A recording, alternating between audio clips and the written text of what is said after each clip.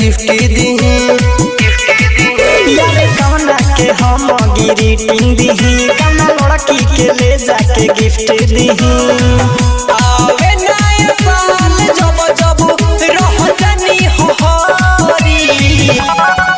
जब किस्मत में नइखे कोनो पापा के परी तो कौना ला मनाई हम फर्स्ट जनवरी जब किस्मत में नइखे कोनो पापा के परी तो कौना ला मनाई हम फर्स्ट जनवरी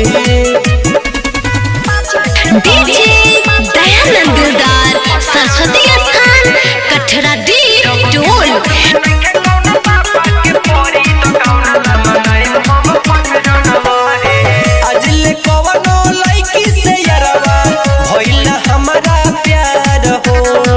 जवाना के प्रपोज करी कहेले बा हमरो यार हो कहेले बा हमरो यार हो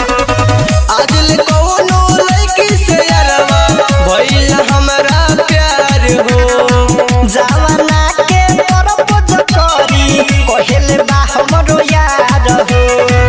तू ही बताओ अबू कवन छोड़ी पमरी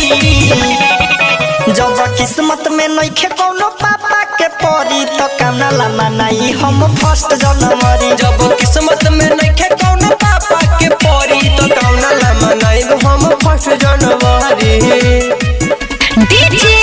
दयानंद दिलदार सरस्वती स्थान कठरा डी टोल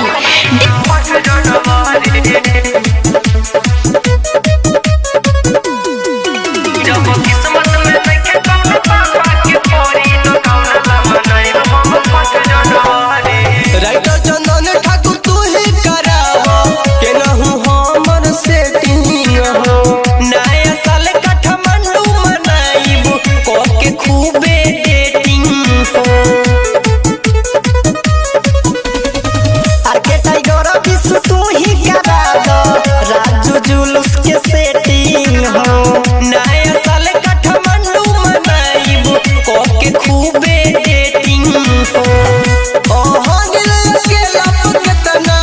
छोरी जाली मारी जब किस्मत में नइखे कोनो पापा के परी तो कौना ला मनाई हम फर्स्ट जनवरी जब किस्मत में